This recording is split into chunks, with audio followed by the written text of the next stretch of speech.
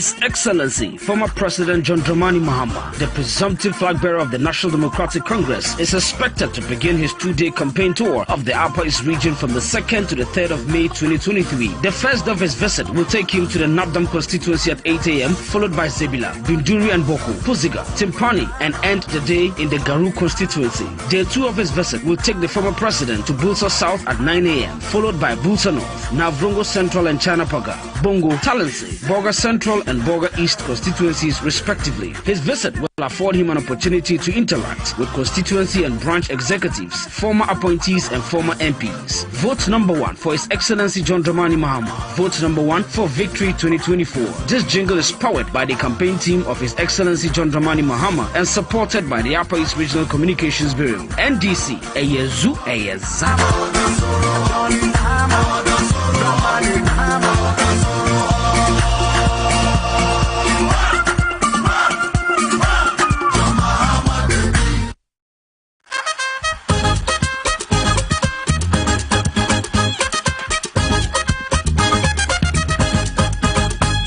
The victory of Mahama.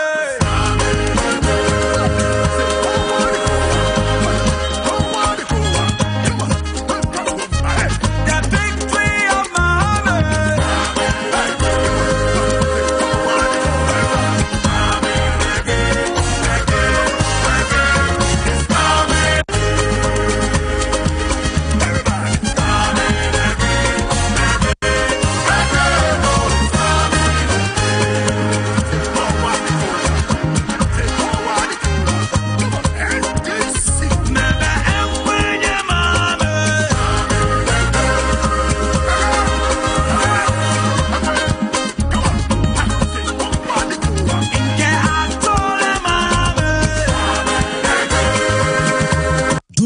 To support John Mahama to win 99% votes on May 13, dial *248*5# to donate to all networks. Official mobile number is 059-860-4199. Building the Ghana we want together.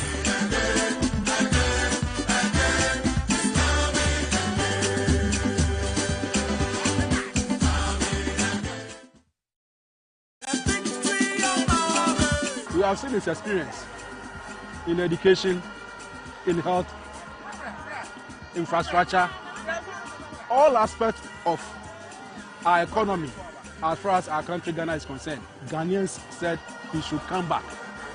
Though he has just 4 years, we believe within that 4 years, he will turn things around for Ghanaians to at least have some respect. So my message to delegates that are going to vote on the 30th of May, don't make a mistake in voting for somebody who we know is not going to win. Point where we are now, Ghanaians don't want that. Go vote for John Mahama. We need about 99% to send that strong signal to the MPP that John Mahama is still popular within and is still popular in the nation at large.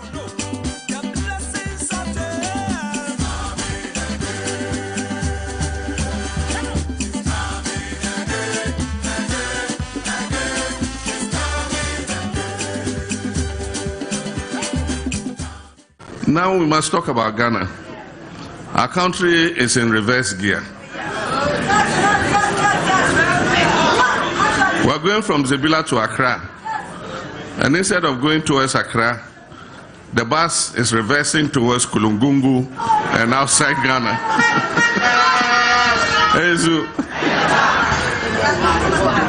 The president who said we should try him in 2016, try me, try me, try me. And our fault as Ghanaians is that we decided to try him because they said NDC was incompetent, NDC couldn't run the country, and so we handed over the country to him.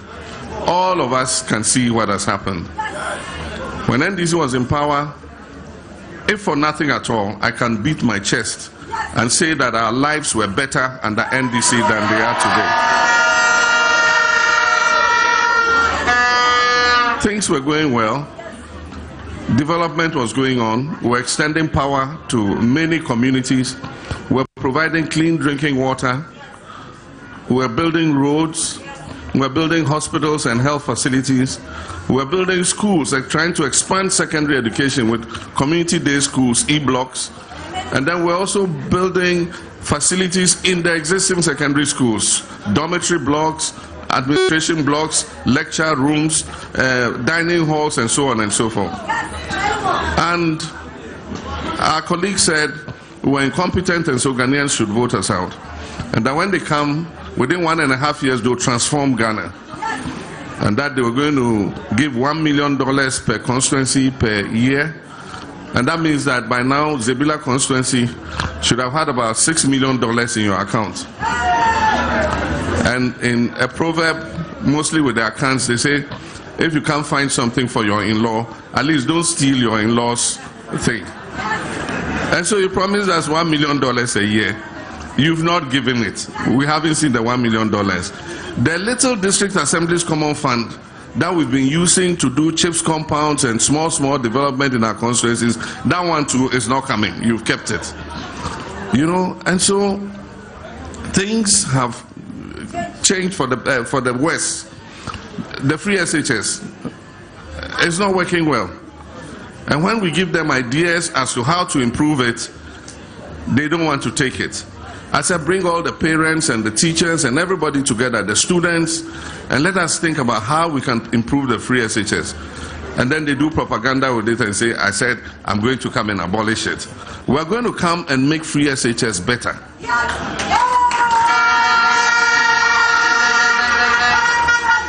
As soon as we come, we're going to tackle all the abandoned school projects so that we can increase capacity in secondary school. Because we want, by the time we leave office, that every secondary school child, all our children, will go to school at the same time, and then they will vacate and come home at the same time.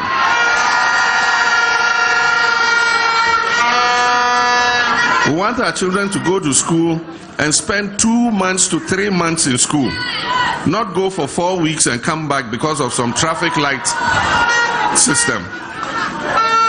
And so that's what we're going to do. We're going to improve the feeding for the secondary school students. They've adopted a centralized feeding system, and it's not working because there are times when the food does not arrive, and so the children don't have food to eat. In the past, we used to give the money to the schools, and they procured their own food. And so we're going to reintroduce that so that they can procure their own food and give the children better food than they're giving now. If you go to the senior high schools and see the kind of food the children are eating, it's very poor. And so we're going to come and improve that. Our national health insurance, we don't talk at all. It is simply not working. And that is because government is not refunding the claims of the hospital facilities after they have treated national health insurance holders. In our time, you could go with your national health insurance card, you'll be looked after. You go to the dispensary, they'll give you cough mixture, they'll give you paracetamol, they'll give you antibiotics. Today, if you go to hospital, after they look after you, you won't get even paracetamol. You have to go and buy from the drugstore. So NDC is going to come and restore the national health insurance. Make sure that the tax that we collect, the levy, goes to the purpose for which it is to be used. What this government has done is they've capped the national health insurance. And so when the money comes, they take some of it. And then the rest, to release it, they won't release it. For the last 1 year or so, they've not released any money to the national health insurance. And so we don't know what kind of government this is. Our economy is in a poor state. They were borrowing at an excessive rate. We drew their attention to it. They asked us to shut up. And that's because the finance minister is the cousin of the president. And because he makes a commission on every dollar he borrows for Ghana. When he goes and brings a loan, his bank, data bank, are the ones who are the brokers. And they get a commission for bringing the loan. So if you have a situation like that, are you surprised that we can't pay our debts because of excessive borrowing? 80 of their MPs signed the petition and asked the president to remove this finance minister because he's incompetent. Up till today, he's the one managing our finances, taking pensioners' monies, refusing to pay bondholders. It's not fair. And that's why Ghanaians say NDC should come back. And that's why I am certain, by the grace of God, inshallah, that NDC is going to win the 2024 election.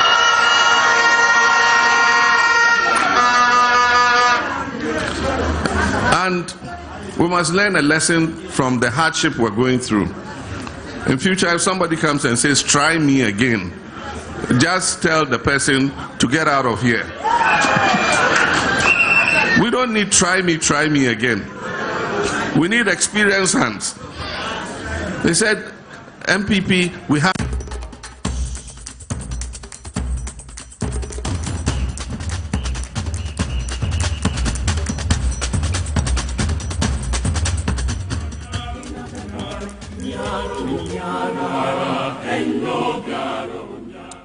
Live on Power 97.9 FM and also on TV as well as the 3rd May 2023 in the year of our Lord. Jumedi Ashan FFF inside politics.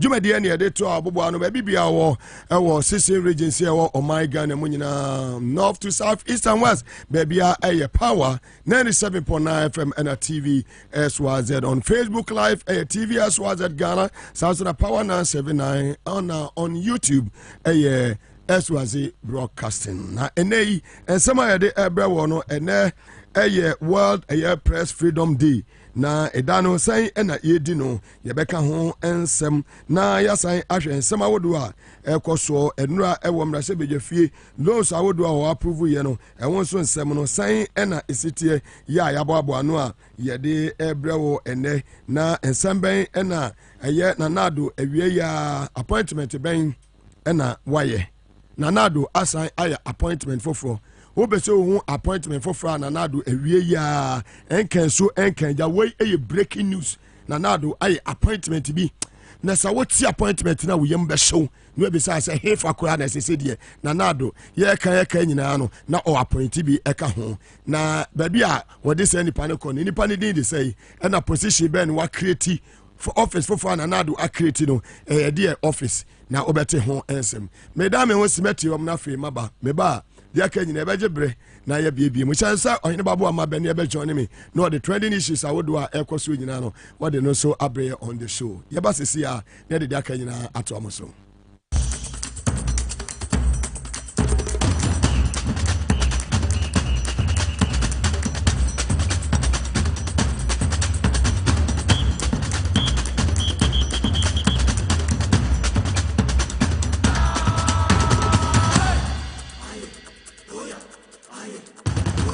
Live on Power 97.9 FM and also on TV SYZ and inside politics Jumedi Yasha ne fefe ya de eto aboboano baby bia wo ewo magen me ya 20 de agumu e de ama ewiase afana baby a ewo Power 97.9 FM here in full stations here etwa hia ewo Ghana fana baby a ewiase monani baby a ene wo se wo Germany or France or Belgium or Italy or Sweden and out here or Qatar ewo Doha and our Turkey mem and our Mexico and our Finland, Australia now with here and everywhere.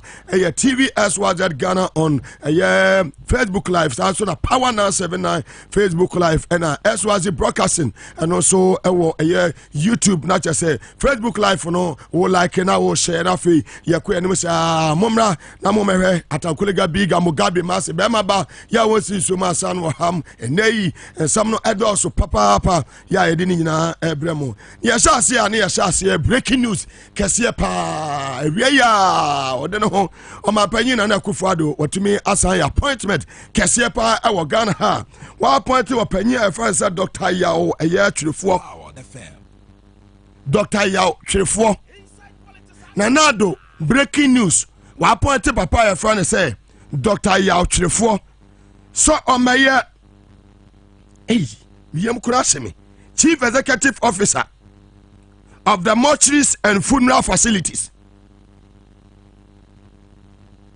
Chief Executive Officer for mortuaries and funeral facilities. Baby and another dear do no. Amanfo mu a ehye fridgem e won mortuary no. Na nadu appoint to be say Omeya CEO Chief Executive Officer. Ya obehwehwe efunu so ene ayie so efunu any a year appointment no Nanado say one mayor Chief Executive Officer and from my mortuaries and funeral facilities in the side CEO no so mami wo u papa wo u ba wo u nana wo Power omo ba taxi Nana do hu say pensioners ni ewu Ghana for ewu akom atete wo mo wagu wo nyuma omuwu nti say dead body no or the obia ba Wababe Chief Executive Officer for mortuaries and funeral facilities. Breaking news. Dia ado kwakwado aye na hwie ya no. Chief Executive Officer after say National Cathedral na aton suom wo ma hwie ya no. Wasan aketi another nti no wo ma fa na mofa. Se mofa o se mofa. Ebia syllabus MOFFA. I don't know. Mortuaries and funeral facilities. Baby Nanado dear no. Dr. Yao Chefo. Mortuaries and funeral facilities. Inti say kano etu abefa efunu na de copy pon ubetua taxi bi e de amana nado. Ufuno na asana yebeyi efuno na free mortuary no ya yi opanyi bi a wono na ebe toto niema oba facilitate bibia ye fa funo ne sha ye fa funo ne kwasha ha ti sese dia na nado akufo ado ejei appointment no wa dia mabusuafo na masese dia wo de oba hu o Dr. Yao Twerefo ko he ba bia ko ne background wo hu be bi ofiri Power the fam. Mortuaries and funeral facilities. Baby odi edo no. Wahu. Doctor. Baby ade na koto no no. Na de ada ase. President of the Republic of Ghana. The worst president ever in our history under the Fourth Republic. Aye papa we. Na Kufuado. Where your president won't need direction. Wa bon.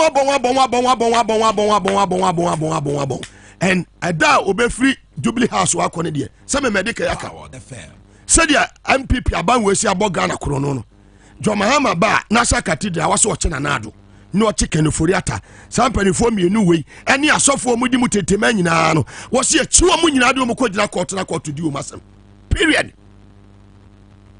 Ekwan yo mafa so a wo ma wia wo man we in the name of God. Near create loot and share. E wo mu no.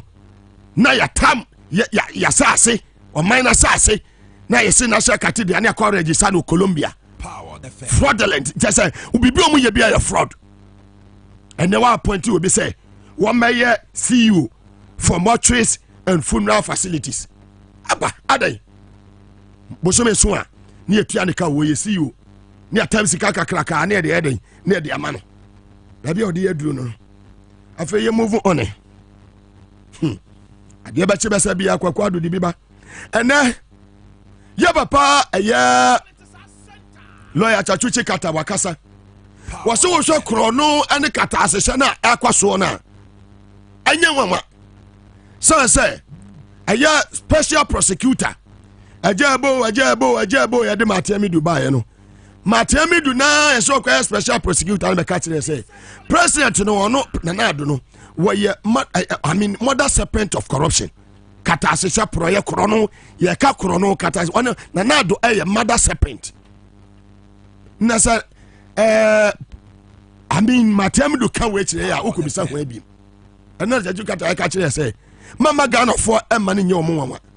Nanado ye obi a wase wo man no atete o man na pansam dom levo ba ye mana anya na djuma obi bia oba na gire se okko kata asesha ne proye no Nanado tumi ne nya adwuma jese wonim krono bo obi a wonim krono bo utumi bo krono ma krono no eyefe no ena obetumi na aye adwuma. Lawyer Chachu Chikata. Exhibition of the political will beyond the verbal commitment to fight corruption. You know, in your view, once upon a time we heard that the setting up of the office of the special prosecutor was a demonstration of commitment of this administration to fight corruption. And we saw a special prosecutor being appointed who was seen as a citizen vigilante, you know, who would address the issues. Now, how did that special prosecutor end up? He ended up actually referring to his appointing authority, the president, as the mother serpent of corruption. That's a really serious allegation. When an auditor general, who is supposed to be an independent, public servant with a major responsibility for addressing issues of corruption in the public service, when he gets hunted down in the way that the past Auditor General was hunted down from office and unable to perform his role, sent on leave and so on. I don't think that, even before that he'd been sent on leave and so on, and then in the end they said his time was due and there were issues about his date of birth and so on and so. But the signal that all of that sends, including to people who are supporters of this government, the signal that sends out is not such a good signal. I mean, I have seen and heard people who were fervent advocates of the president express their concern in relation to some of these issues. And you see, we've got to recognize that, the citizenry as a whole lives very close to all these events and activities, in the sense that people live next door to ministers, to aides to the president, to political appointees. People live next door to them in communities, and they observe them. They observe, how they splash money and how they behave, when they are in public. To check out our no sonne dia wode afam sakata se chane pra ne dia adware omanpanyini nana akufado mother serpent e ba corruption ma wageta ate no e de abo sesei wa ma ya nya eye you for mortuaries and funeral facilities ubi ebisasa de oba be ye na yi ana na eja wa ase eyi appointment ema omo ye yi eni mo amobehwe eye emusuo na eno so dia beto edwa no ene eye da wiase afo na nyina eye edakese edema eye ensentwefo na chese se ene ye world eye press eye freedom day na ene ye celebrate sa ede no na chese ye kaka ye nema wiase afo na nyina no o my Ghana fi etwe mu no na chese ye da eye 60 amai awodo eye wa ha ene eduotwe 180 countries ya ofa ye no na Ghana ye da so eye edusia ene yi ye free edusia wo abadusia mienu out of eye 180 na chese ohwa na adoba ye no kwa ne ye kofom na chese eye worldwide wiase no ranking na abasisi ano efa eye press freedom ho no na chese ohwa wo man mu no enya ade sentwefo edi omunya kwan yi omadwuma sane ye sane ye fata na wo hwe eye way back in 19 16th eye January eye opepon eye January opepon bosumi ne da na tosu dunsia e wo mfimpi mienu eni edo enkromo no abratie bia na ye fa no Ahmed eye Hussein Swali ohia ni wo ya no yo ensentweni ya chese woye odosu ko ehwesemu ye papa obeka cho se eye investigative eye journalist ya chese ohia ni wo na wo be kan so no wasa hye ne so a eye BBC omo so no omo enia baako efi eye amanene eba ha ya wono so no obedi ni dwumadi kakra bi e wa ha free eye UK wono so ebesia ne kwanhye wo papa na wukeka we nyina bom na hwede eto ameswali ewo eye Madina ewo Nkra na chese ebesi sabe fie nan enie enya de se aban na timi eto na mo papa bia dampare ene mate omada ya chese bibia timi amfi mu amba na so no wo hwe eye abrante ameswali asa na obewu na ensem bi kokọ so ewo TV ni radio so mani pa bi no e wasa kasa abiri kwa kiachi o manka o mu dance mu na so mafo mu ho adi ya o mu eda so enam eye asase so ensentwafo mako edu ana chese yebeka say ya threaten on life na woman ya chu ma woman ya physical attacks there na chese mu makomako eye edu enan na we are about 2/3 of eye journalists omo omem no ana chese ya chu ma ya hwe omo pa yi pa na hwe omo nso no e fa post for ene eye military no ende du omo eye empabro na chese ne ekoso eno no sentwafo eye di omo ayakayaka ni bi eye Captain Smart of Onua TV Onua FM sanso na kwabena bobi ansa of Accra FM ohene babo amabene mi amigina ha Mugabe Maase achese o hensentwafo ya achese yedi abene ewo nana akufo na be mu papa na esu ni nyina em no yeda so ejina mu a ye bo adwuma se de be o my Ghana ebetumi afa ne tuma pa efra ye bon kopo ne yekoya chi ne yekohwe amesuale DC ye na ya chese asifi mi pa ye ka ye nua no amesuale kakra ene awie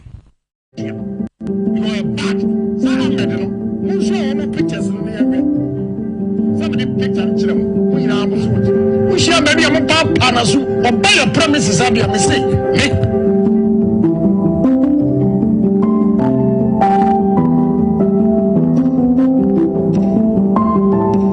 in this country I respect Kukuba but up to us and this are to defend the information what you say that a nice boy baby aka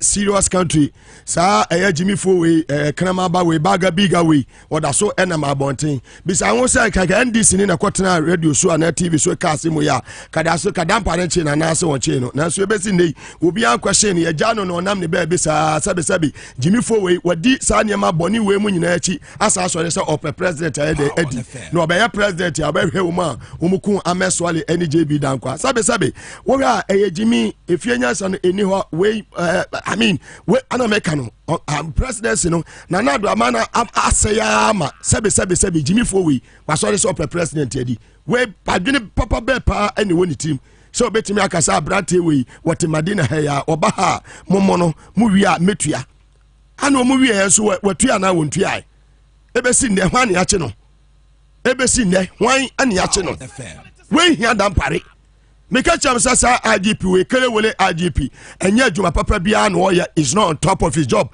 we kele wele IGP Ghana for bebre mo ne me ya adwene I mean we serious country be na we Canada Japan baga biga kana ba we eba so ne say op president edi if you are not serious and when you attack munya ne say na ke and munya say na Jimmy Fowe na mabontene na Captain Smart ko tena radio so kasa what the cause to me ko tam no kwabena bobie onwie ni program na po national security for do ho kwa aya ohene ba ne ya chie nyina asa andananado ya wase wa human right one we hwia kai ma muso Canada Japan na muso Canada Japan we baga kinama ba we oh get out there let's move on and now your birthday we did Mr. Daniel Tego oba ene Elizabeth Tego ya we makeup ema be posomone wo hene ba mo betre TV so mo fefe wo se mo betra se ema wo manim kama na chese nua ba Elizabeth Tego ne papa ene ne birthday Daniel Tego wo su te utie na chese oba se ene o ma happy birthday. Let's move on after no let's get to serious business and ra e won mase beje fie na enya asem keto akura o mutumi ko pie mu both sides ni na minority and majority side no ya chese loans awodo mo ko approve ye de na chese enya asem keto ni nyina mo no so no yesa minority fund de omo ne aba na nya adwene se loans no edoso na so ne omo beka bia no na omo de omo numbers no minority for no enam sa dodo na eya campaign e wo omo prime minister Ebenity no na dodo na ani heto omo hwe numbers na brukatu ne abatum na chese yenkonko omo approve loans bebrebe na loans omo approve ye no eye de edi kan no eye $60.6 million for the Ghana COVID. Fantastic. Now we are loans omo approve ye no loan agreement approved by Parliament. Finance a year primary healthcare investment project. And no 150. and finance Ghana digital acceleration project and also 200 and 200 million. Is it $200 million? Right, fantastic. And $150 million, you know, a finance primary healthcare investment project. And now we call number 2, finance Ghana digital acceleration project, and you see $200 million. And our third additional financing for the Ghana COVID-19 emergency preparedness and response project, and you see $60.6 million US dollars. Not just saying we are a seminar. Not just say I know adding ye papa. Now we are the sign at us be no. Not just say a yesikano emu edu finance public financial management for service delivery program, and also the 150 million US dollars. Not just say we are and loans of kwa approve you know 710 million US dollars, increasing the public debt. It over yen debt stock no ebesan akosrubiem na na do be 222 na do be to yen since independence on the 6th of March 1957 from Ayakwame Nkrumah ebedu say John Mahama edi na mamu bae hu terminal 3 John Mahama nso ni sika waji yen nyina de say John nyina no na enu 58 billion now how buy we are yen debt stock no enam 600 and something billion. And was I doing in Eden as I ababe peso. Now, should be some hospital by Kukura Wunya. Hospital, I will buy a wabon home, dear. What to me, S.A. You are Kubu Agono. Hospital no nesi hoda da was say one la phone deserve so munya hospital and you could be in wabu ni nyina eden ego na achievement na why ade ba ko no sana na do ba no ne one achievement ya Ghana for won say yes papa no you obi and team eden papa ni achievement ni bi no atrimodin achievement ni ya na general hospital obubu egu ye ba bibia ni wana na do wasi hospital adwuma e wo Ghana ha John Dramani baba wa regional hospital maritime hospital obema dodo wa government hospital obema rich hospital obema ferry obema kumawu obema tepa I mean say counting obe count wa obe national na Dubai airport wa terminal 3 wotwe wani ba bia won say enwuma no constituency bia be wura bia no across all the 16 regions no obehu John Mahama sa no adwuma na so hello akwakoji atum say e ba begin to mu be di more no ma din sanfon more oh mine ayde actually inti be manya appointment no ye benya bi e de atuasi wa appointment for mortuaries and a funeral facilities be appointment we nya sabe ne wo sebi appointment we nya sabe pa ne wo if for any two sa o mampanyi we ne fo yiti ma samu ne tu ne fo ana hwan dwabe ma henam mu na mutu sa papa we fo appointment for time we power the funeral chese mu bibia no second ofori ata we ha funeral homes no bibiri organ ha inti waso mo create bibia ayie ene ade nyina no mukuyen ese be taxi body nso aka mu na fiki number 1 yakoye no nti say loan je an yeje yeti honorable Atoforsen minority leader in parliament sama wakafa asa loans. MPP has the courage to take additional loans at this critical moment. I'm surprised. And we call on the people of Ghana to join the NDC minority, the opposition, and call on this government to account. You see, the opposition cannot do the work alone. There are people in this country that voted for MPP. They voted for these numbers, yet they have left it only for the opposition to criticize and to point this government to the right direction. I think that is sad. We call on civil society organization and well-meaning Ghanaians, the academia, and major institutions of state to join us in opposing this administration, because where they are taking this country to is scary. We are in a major hole. And when you are in a hole, the first thing you do is to stop digging so that you don't continue going down. Unfortunately, this government will not stop digging. Probably will enter the Guinness Books of Records for being a country that has defaulted in the repayment of its debt, external and domestic, a country that is insolvent, a country that is bankrupt as we speak, and yet they want to add to the public debt. Approximately 9 billion Ghana cedis that will add to the debt. But I ask myself, What are we using this money for? And when you speak, some of them say, oh, it's World Bank loan and it's concessional. Please, it's not true. It's not concessional because, you see, concessional loans are loans that meet 35% minimum concessionality. Some of these loans get only 26% concessionality. Some of them 25% concessionality. It doesn't meet the minimum concessionality of 35%. Aside that, whether concessionary loans or non-concessionary loans, we should be careful where we channel this money to, because in the end you will repay. These loans are not grant, they are not free money. Even if someone gives you grant, you have to put it into proper use. But these loans, where the loans are going to, are major worry. So if you look at the primary healthcare investment program, for instance, first of all, the name suggests that as if the government is going to build hospitals or buying equipment. But majority of this are for the purposes of consultancy. Well, Honorable Ato Forcing, a minority leader, ono Nesama or de etu Ebiano, or Marco Giscano, or more a barber chair, the new been as I say what the appointment Yaba Yama will be so on Korea mortuaries and a year funeral, a year facilities. Just say, what you know, Sabi Jimmy's Nansen be Jimina, and the better Dabba say, Baumia, breaking news, Adaya, Baumia so or back contested 22. Now, I follow. Dear no Becca Ghana for. Baumia or the dear neighbor. Baumio, Alano, Omunina, Mananado, Omo Echo, Mrs. Omoniama, Jubilee, somebody why Galam say a year national office, no, we bet Pamonina, everywhere, Umo Mudiuma, Bonnie, Mayina, Jomama, by Betchu, Munina, Edumacujina court, Behanco, Mudumacujina court, and Mambranu without fear or fever. Omutino Mutiani, more fire. Well, I feel you free war. Yako a year matter would do all the 16 regions across the country. Now, just say a year, Ketra or Monwen, and my school feeding program, no money now cost striking in 2 weeks. Yakodai, Omobian school, Yan Wedian in your day, and for Emon, and I do good school feeding program. No, national. Create loot and share about Kwasasha. Say for the sea, and I do an appointee so more or no more Jubilee house or much for the sea afa, a bit too galam say how a bit to be or much afa, and no more go for the cinema, and no more pay munko for no more bomb home by no more too. So many nada no more galam say, Ube Jubilee house or Karachi, be hoko who fee at a sadia, woman share your free and minimum and a banomity to Mulan Chrism, woman Yina said Jubilee house or Maseho. O Maseho.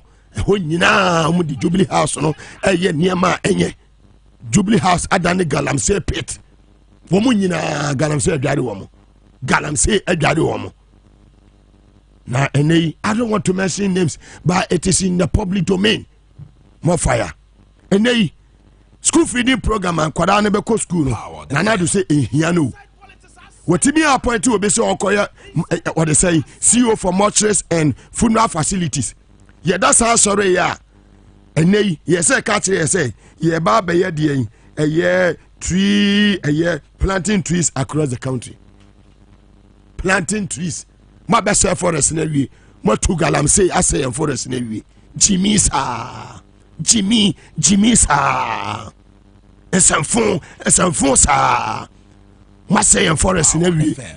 Ye timber no must say no. Nana do must say, be a way. And nay. Mo ba be catch say mo be bia across the country create loot and share. Mo ba be wia create loot and share. Monim na gu ase. Monim na gu ase.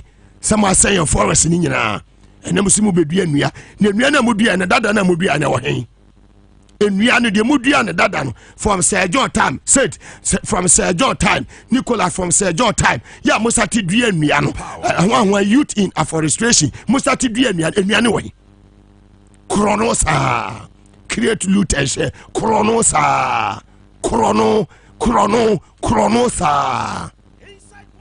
and mo wi o man no and ye to me emma ye sustaining a school feeding program. President Kufota na bo adwuma Atamese na bo adwuma Mahama na bo adwuma 79-year-old man by wabegu no president ogu nyuma president ya ogu nyuma efenya sane we president ogu nyuma president ya ogu nyuma adeno se man basa His Excellency John Dramani Mahama bema ni munyafo bema nyansafo ya Ghana fo nyina esu frɛ no no wakoduru eye upper east regional ogusu aya na wode na probo no ne family no nyina no ebeba ewiye wakọ eye Busa North wakọ eye Boko wakọ Zebila wakọ Pusiga wakọ Garu wakọ Timpani any delegates nyina akọ akosia no duru eye Boko Central ya cheso ne delegates ni share wo Binduri no yetie nsema wode to eye delegates nenum efa yin security e bambo ene Matiu Macau ni ya no yetie nsema ka che eye delegates no Boko Central delegates in the Upper East region. More fire. Jump. Never ever move forward. And so, like I said, this campaign is in your hands. The way is open. And I'm sure that you're going to work hard to take advantage of it. Security is a problem, especially in this area. And somehow, anytime MPP comes into office, all these security issues boil up again.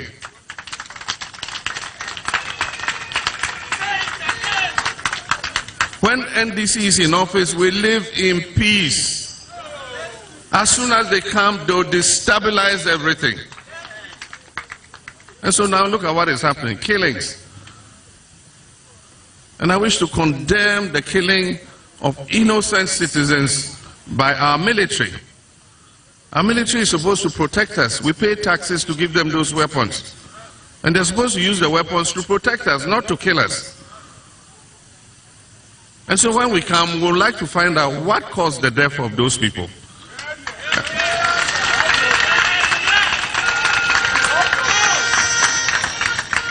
And we must make sure that their families are adequately compensated for their wrongful deaths. But I appeal to all factions. Boko and surrounding towns are very important commercial centers. And they generate a lot of economic activity. When there's insecurity, there's no progress. If we didn't have the security situation in Boko and surrounding areas, you won't believe what this place will become. Everybody loves to live here because it's a busy, thriving commercial center. But now people fear. If they post a teacher or a doctor, they don't want to come because they are afraid that they might lose their lives. So I appeal once again, let's let peace prevail. But when NDC comes, we will do everything to ensure that there's peace in Boko.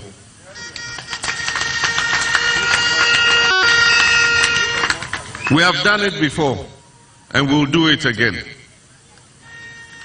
And so let me thank you. Now let me talk about our own party. The second ballot box is the presidential one. And that is where I also have my interest. Already, Chairman has assured me that you'll give me 100%. And I know that the people of Boko have never disappointed me. Binduri and Boko, you have never disappointed me. In 2019, I came here, you promised me that you give me 90-something%. And truly, when we voted, I got 90-something%.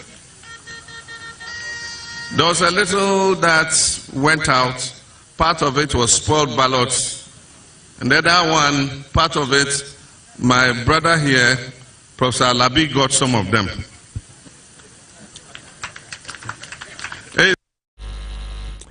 Power 97.9 FM and waso gusu a wutie ene enwumre ohene babo amabene emre aso ya trending issues no wode ni nyina ede ebre na ne wunzi de ohene babo amabene wase hit aye wo ma bokuman grab the one say hwi asu ni de hie na chese wutumu se bema ni munyamfo 10 gram okese akese tete atenten na chese wugina so yi papa heavyweight na kazangaza watra se na enwumre a wode trending issues no ede ebre wo wie pe na chese banahene yenua banahene ene onuabo aye sorugo de aye nsema hodo ni nyina no enu masinkwanya ne yabiebie mu amemo ohene ba akwa ba enumere kaniga moga mejo so bibia boko de moga boko edoba de na se zamo ho kuku space aso Finlandia ba wotie okay space aye chewa enumere oh that's great that's kuku aba ne nye aba ne nye The Jumani Yolande, Ribao Yaman people, Kuku,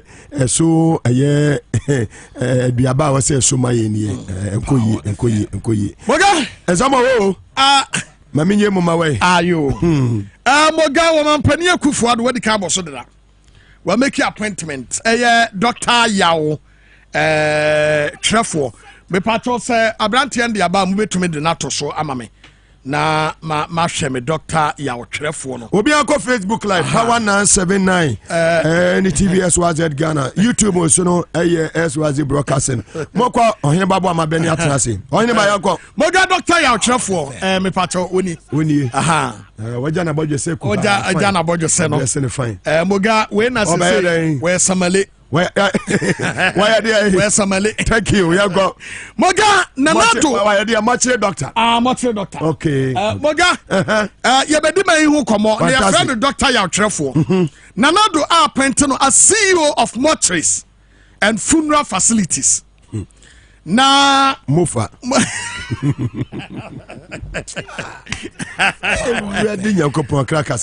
Moga Nanado say. Ojina constitution so they make appointment no. Na yan konko he say prepare appointment or constitution mu a. What say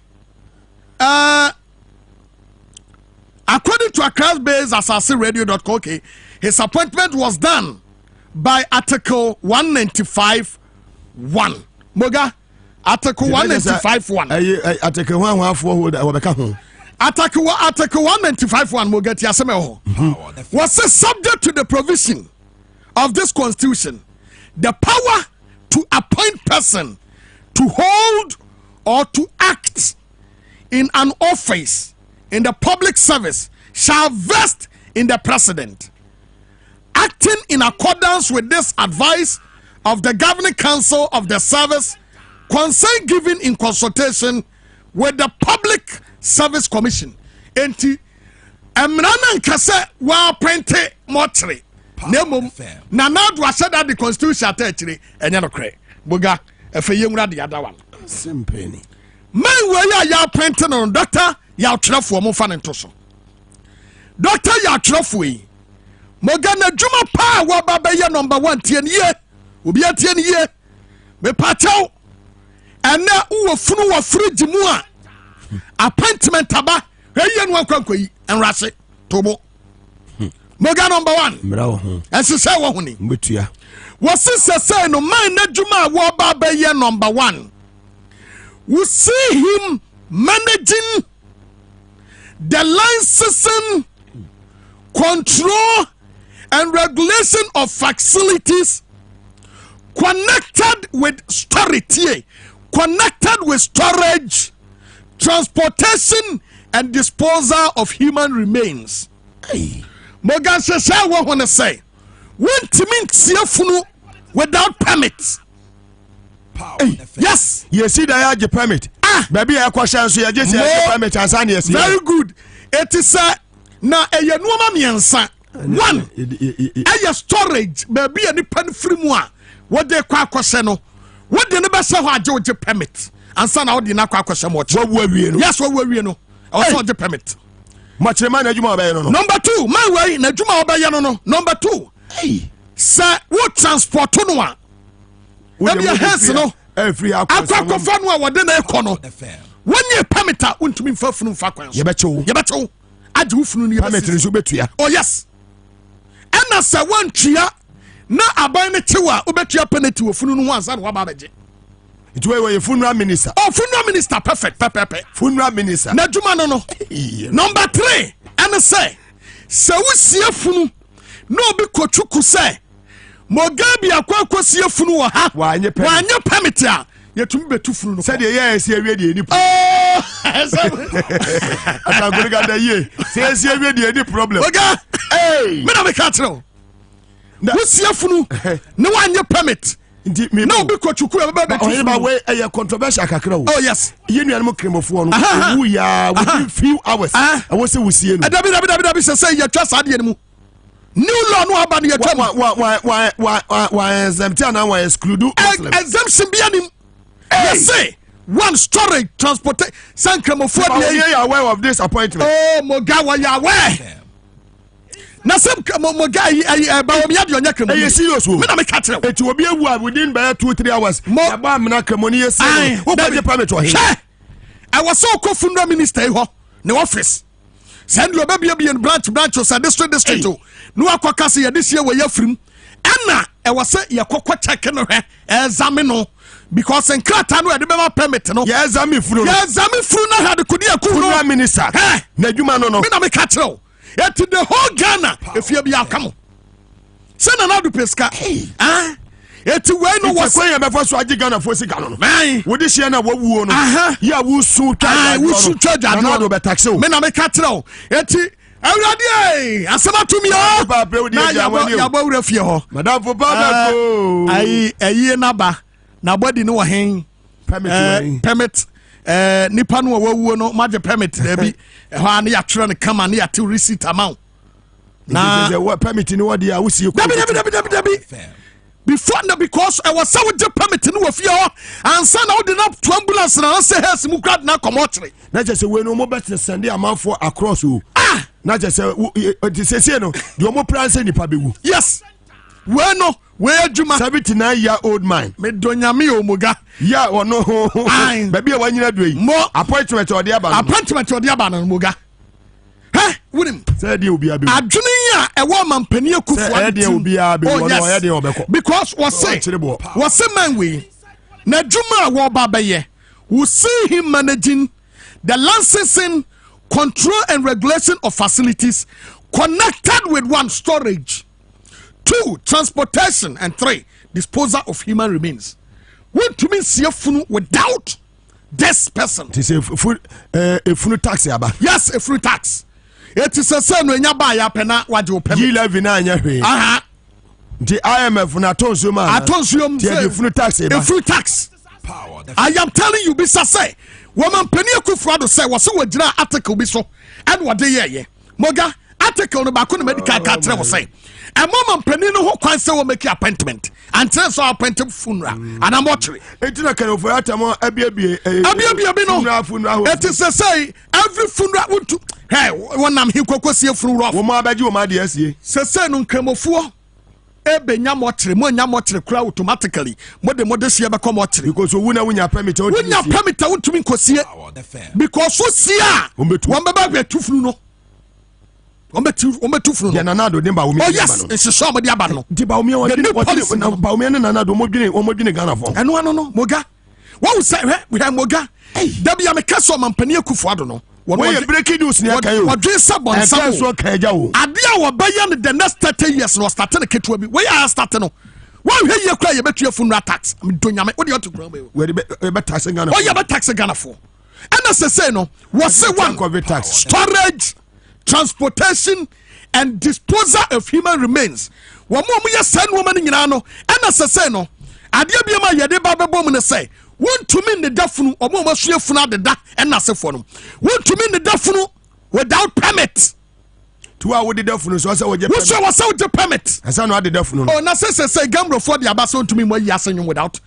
say we get permit e wonyo yeah e was all the anyum right it is say no mo de beba say before say obefo obi somebody dafunu no e was say make sure hunu say ni pano a wo baba de dafunu dia ma wo no wo permit yana because any panini permit not the nsaka funu no a wan beba be fa funu no e di funu nako e bia na funu nankasa wo permit but e bia na oni the other side no say ne ba bia ye man pani na do dan kwa kufu do e reduce Ghana dia kwa kodro no yeah and I am very sad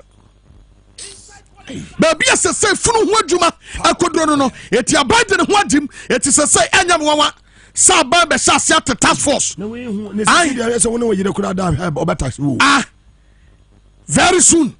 First round na wo de obetua. Second round wo de obetua. Was say this man we see him managing one no baba manage facilities nti. We see him managing the licensing, control and regulation of facilities connected with 1 storage. Enti every month be a wagana bia no. One never manage every matter, both private and public. One never share.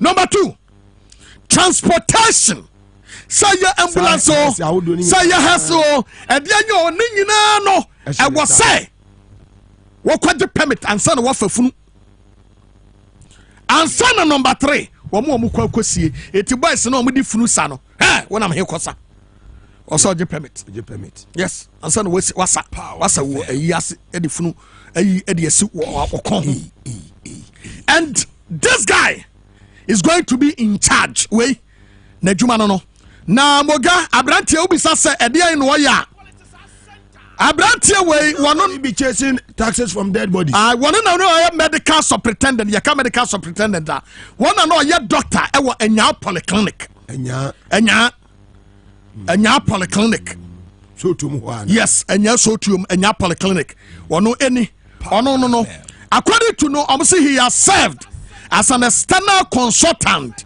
to the National Health Insurance Authority. He has worked as a residence medical and COVID support doctor at GASEM and other corporate institutions. Dr. Yautrefo obtained his bachelor in medicine at First Moscow State Medical Academy. He also holds certificate in occupational health safety, Nebos International, United Kingdom, and Global Health Project Management and Leadership Management from the University of Washington in the United States.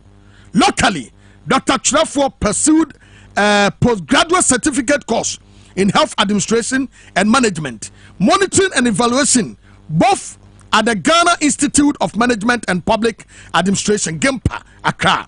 Dr. Trefo holds a master in public health, MPA. He MPH. He is a member of the Ghana Medical Association and the Ghana College of Physicians and Surgeons in Accra. Dr. Trefo has co-authored 2 medical publications in the Lancet Medical Journal and Asian Journal of Research in Infectious Diseases. His appointment awaits the advice of the governing board of the agency in consultation with the Public Service Commission. A letter signed by the Secretary of the President indicate he is a proud old student of Infantry School. It is a board. Eddie Amasa, mortuaries and funeral facilities. Board, but yes, see what board. Am I officer board on the quad? More, am I officer funeral? It to me, ye will without permits. Funeral facilities. Na ubadan why ye we ya ye na ban na ban ya baby say enyembia what the permit answer na we ye awrade yehoa eti anu an say we the permit we yi ase uchesi dead bodies bodies be say what ase na do bejo taxes a wo aye be see okro bejo last one pensioners dey nyina so Mama, it is a son, doctor no or train na appointment board netrasia and woman ebe approve na eti abroswa roughly by ebia next next 2 weeks no tax no ebe start it in the unyanya wa yi a na ema won kasa yanka nkyere wo yaka kwana kwajo permit wa yi ho and first mrebra wani say enam hu enam dabi ya betel funu na ko na obetel one task force na moga unim efunu no ya betumi afa na yenim ba bi ya de akɔhye anu na obefunu betumi akopie tamale yo tiji o permit oyè ba yami asumje ga da se bebre oyè ba bo amabene na mote ne ka no ba bi edu no onu abusorogo mo betene ka na mate yenua eye bana hene so enka asira kese koma power specialist eba hospital emresem ne yedi o mabo afo nkrato ebe mamo ene sanso ena amuzu heba eye clinic also an Spanish garlic mesa early prima krugu also domiko benya number 2 on the ballot eye paper sanso na honorable eye kwatiaka also amenfi eye central also ejina modendende yenua eye ko bi mensa Mugabe Maase west anka me kona saba kubi ka kwan so wonim say doctor ya kan ho asemi doctor ya man samale samale deputy attorney general kunu no Some other power when I can't say. What do me betum no ya ben kwa abram ya madi no. Ne kunu ne ama ne samale job no. Family and friends. Your friends ya. Mo. Ntia pa be de na hye. Sada da wonya hwe. Ntia fa be de na hye. Na ne de ne creative bibia ma no. Ne de ne che minister adwuma. Funeral minister. Already. Mada se o ne babu amabene. Ye na ahomra ye ba ye beje bre na fe ye de ensemi nyina pense mu e de amamo. Ye ba sisi a.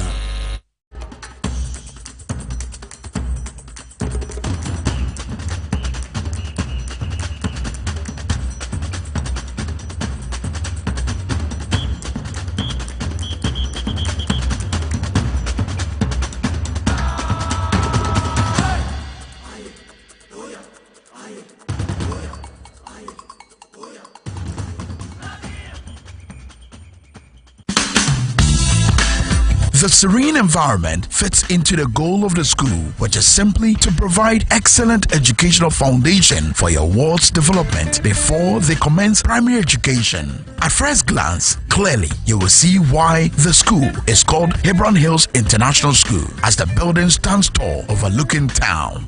With a Montessori style, we have experienced and dedicated staff and trained teachers. Our small sizes classrooms are meant to enhance teacher-focused approach where children get one-on-one attention from the teacher. Hello there. We are open at 7:30 a.m. and school closes at 2:30 p.m. After school care is from 4 p.m. to 6 p.m. while early drop-off can be arranged at 6 a.m. Hebron Hills International School is located at Midye off the Nsawam Road. Locate us with GP postcode GW0688 GA West and GPS code 06884870. You can contact the school and make further inquiries on 050-876-2375 or call the office directly on 0302-918768. Email us at hebronhills.school@gmail.com. Hebron Hills International School. Excel and shine.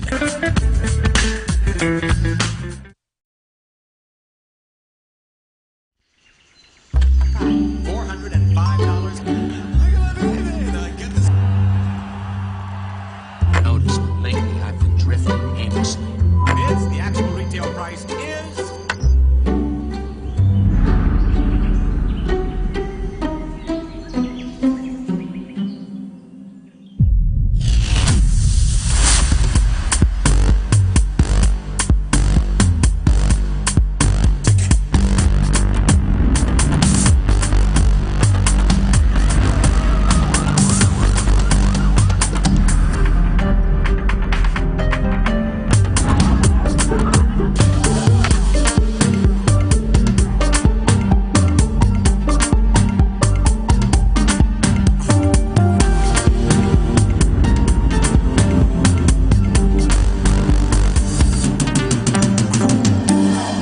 Cine, exclusively on HG Plus channel 115. Donate to support John Mahama to win 99% votes on May 13. Dial *248*5# to donate to all networks. Official mobile number is 059-860-4199. Building the Ghana we want together.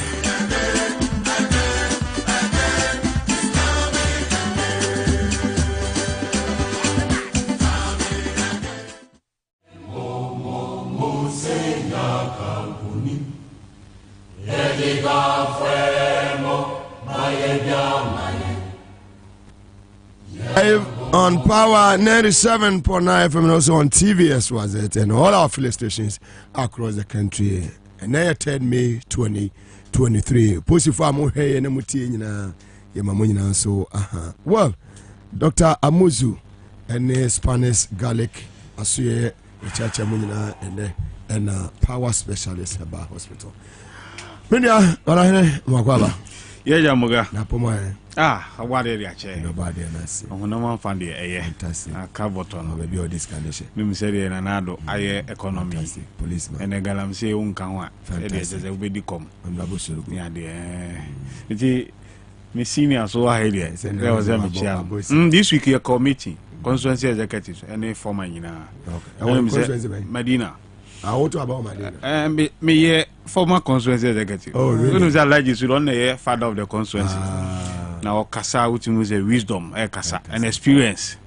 Inti otuafo ne ade anti bibia ne a ye be kɔ ne nase ne ade alaji sɛ ne ukura ne kura kakra krasa ne ade madina aje makwa minia ade sɛ apombo ko sɛ minia awurade adawo anye ye kura no sɛ yɛtimi ananti aba ana meboa obetena ase the ban selection akan madam ye aduane wonya bi adi aba nti ebeda ase because abɛyɛ the normal wo say abnormal no abɛyɛ normal sɛ Ghana ɛfa ne ntoma pɛfrɛ si a ɛyɛ abnormal nti say no akofo ado no na ban no ɛne normality ɛnante fantastic ɛne abnormality ɛnanam nti yɛ adeɛ akyi adeɛ sɛ nyinaa na yɛte asefo asɛm foforo nti bɔne bia ni hɔ wafrɛ yɛ sɛ aba bɛtena ha deɛ even though was nke kofa baby naja ne be call ye anum yenya no yakase ye di anu nso achi a na niama be nse so why be ba issues no so na what appointment ana do aye appointment ne ya the obey chief executive officer obey wo mu person wo mu de wo mu funu ko je mortuaries and funeral facilities mortuaries funeral facilities say ba bia ba ku bi wo ha twokwan no so masa transition masa media senka court pa mi woska kameko court ami relocate omo masa adon be ye bia no traffic itimi block from that place right to Kwabenya township aden wo be pe usikandi bridge ano there's no any other way wo be pe usika wo na wo se efunu bia obewu a wo mu yeska for ne mfa ne mrew na wo fa ne ko hye ho na gene 20,000 na hye ho me da minim ne dia ba ma tisi ase mpanimfo bi dia henti no ukokra enterprise insurance omo wo table wa girls ni enterprise no mo kasa o mo meye life wa ene ma hu enukura pablo ano ni nyina o omo na de na kan report atare ni nzabe kan na ajapade ayi no ankan etochi furu nyina state capture ajapade etochi furu nyina enterprise group omo kan ho funerals omudia entra it appointment we are omompanya ye omo na say ne ye ka say eye papa no ye deputy attorney general na na so na waya si deputy attorney general sa ne yeti o ne kunu ne appointed no abusuan chamfa say family and friends and kura pa di akofado di wa tiga na fo na say so ye busuani awurade na america ka na me say omompanya onfo bia na papa nya say kura kaya ye oba appoint kaya minister o fonyi abere mo ware ne wo de fa che ono abusurugo oh sir bibia na say ye be bibi ni adia na say ade ye tumira na onu no one ne yire no no chine bia ne achiro onantila na akofado nto paso chesenti na say yisi sa no ye bibia obi o ye bia wo say busuani bia ye ba nipa da sani so wa ndwane a so obewu 79 nche say wa ndwane a obewu wa na enwu enti no masa enti media say obi sa me say year appointments are all year after papa office Ghana no baby akosi na tete apansanti sa said ya ye nyina yentu amena na yensie ne preko enti enya wanya sa dia appointment we no me de coin say the same place here otwa fufuo na free wonsam akọ apoto wi omunkwanu surodo so wa dia na wasa amaso eno na omo ye no me da say yere ena ye word press freedom day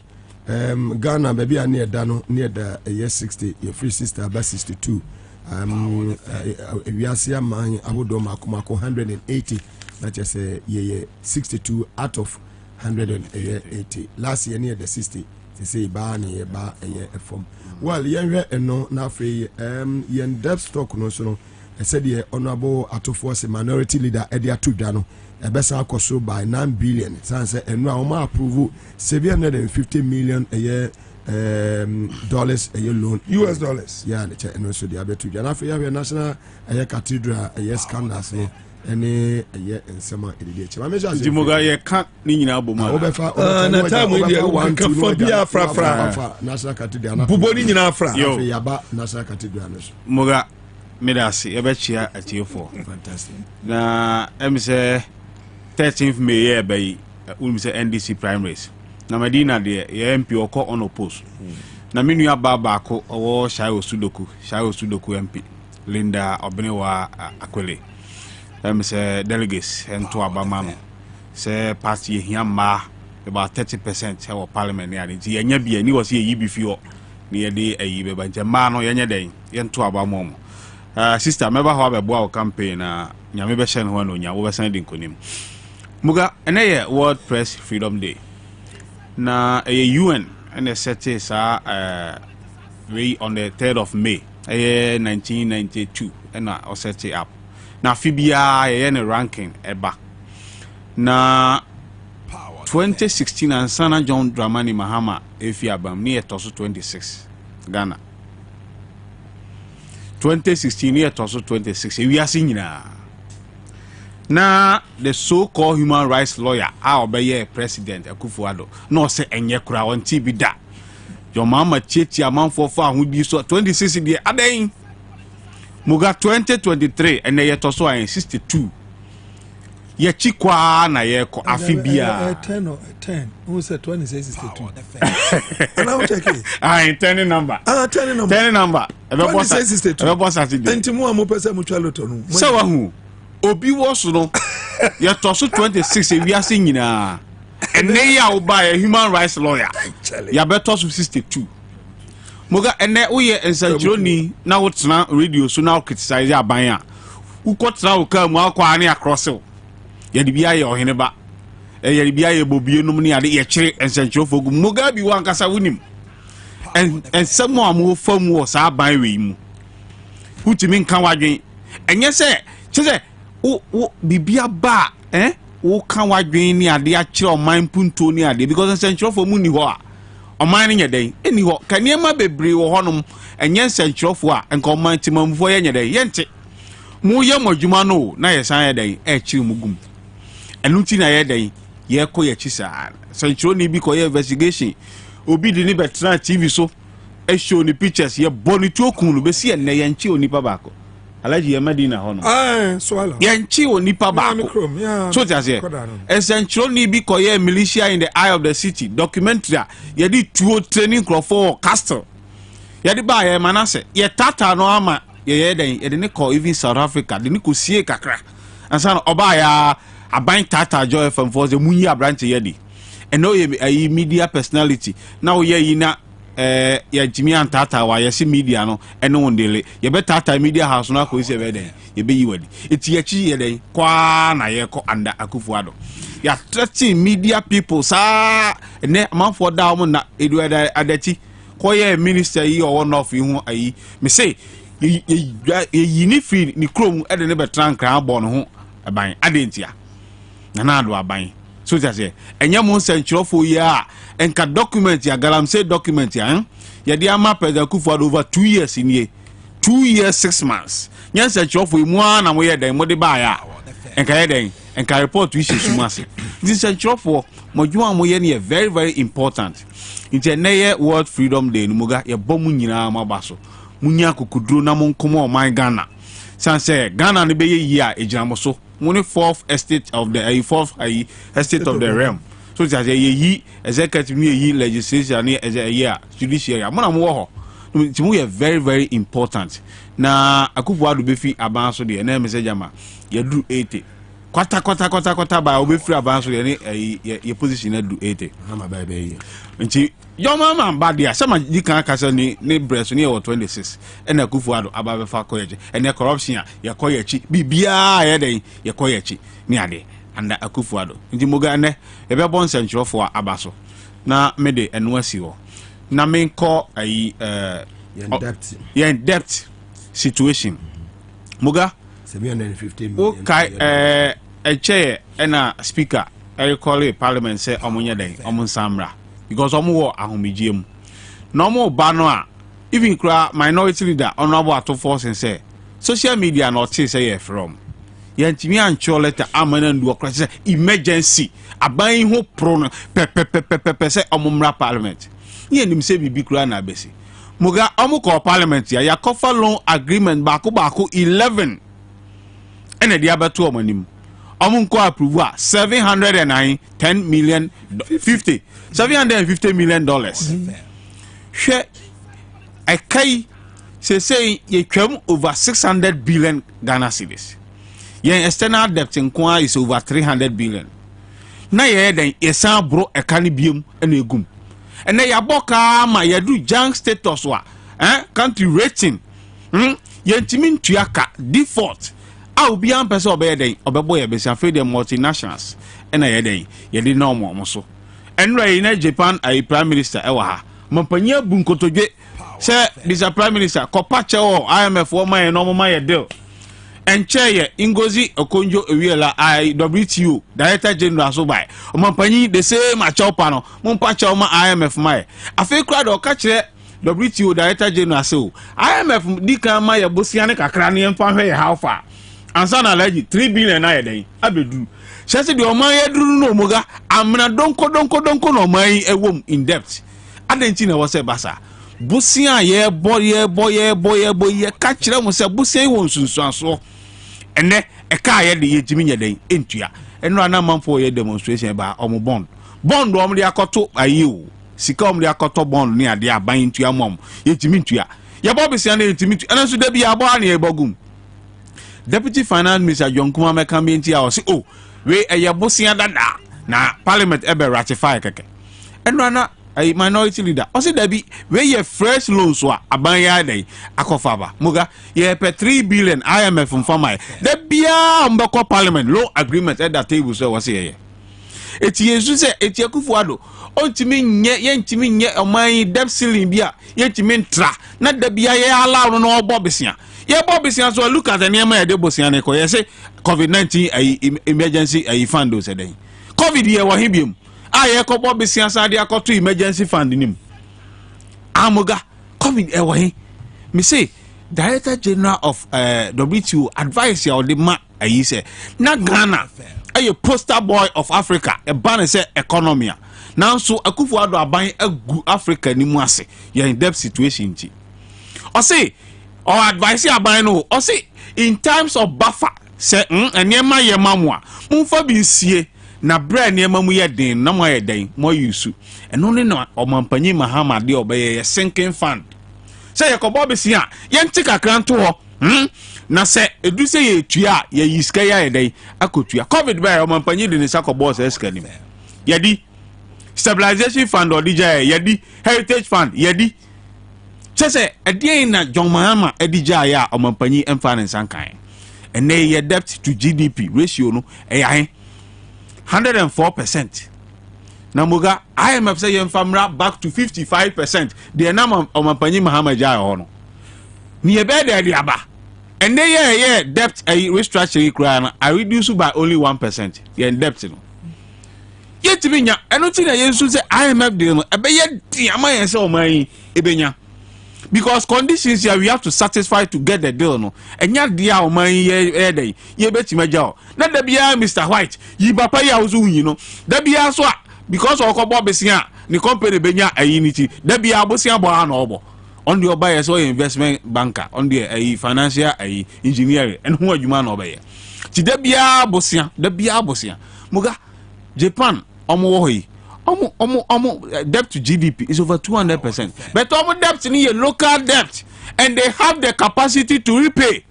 Your capacity anyway.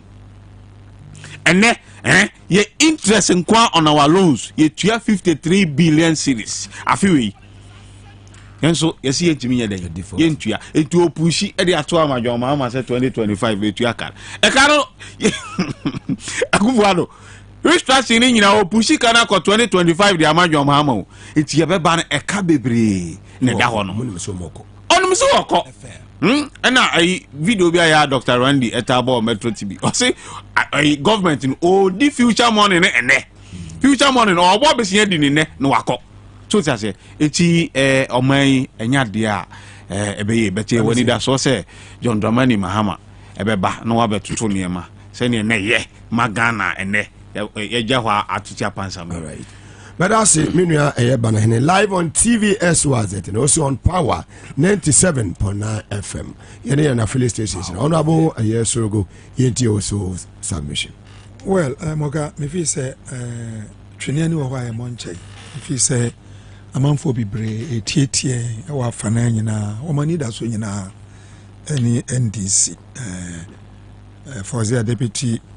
Youth organizer who Tema West Mahua Juma mo born hodin din mo kasi ba ya ma amanfo hu ne ekoso eno kre moga o say World Press Day Freedom Day ekanana akofo adonko de ankasa ayini kranke ntwam free ho because ha no ene ne sunsum ne bibia ebo abura omo mfa yekase freedom enye so oba betena hankoa no yema kwansa won kasa no na freedom no se machines ni ho se license ni ho se radio stations ni ho se TV stations ni ho se woma school no e ko kire nkwara na de no journalism school ni ho a there's nothing ubetumi anya freedom no bia but amanfo betena se a omo ni ombeka asana na akofo adomo beba no mo planning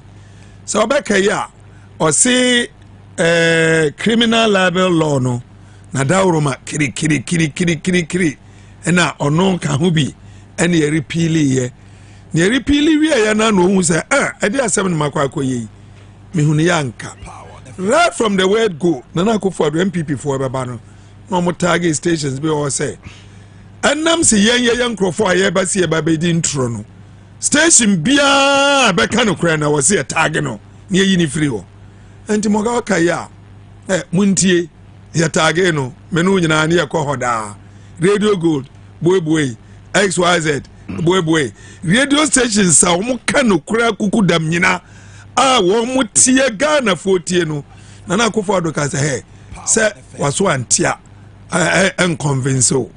That is when I started. Akufo-Addo started say or targeted the various pressmen, press houses. And was Akufo minister? Minister ni there. She said, "Want to say." And Musa started so more Tata telecom services. Ni na a part of the freedom of the press.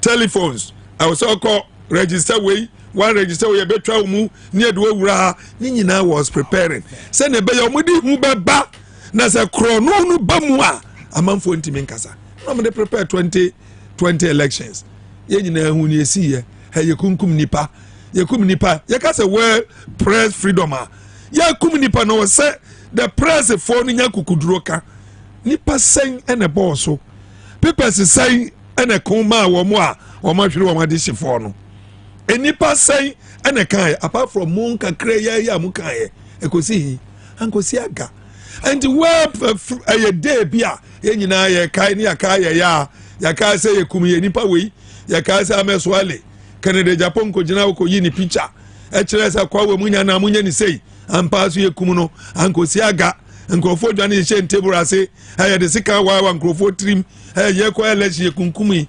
Saturday we e kai yawo. Now, I resolve we say we will still continue and fight. Oba near 26. Some back here and Akufo-Addo ba no so na ye kuku dam. Press freedom, fundamental human rights. Where lawyer be oba be ko aja man for oba ya no hu say hey, I want me fa enye yi. From adia ye to so 26. Nsore nkwada bako 175. 186.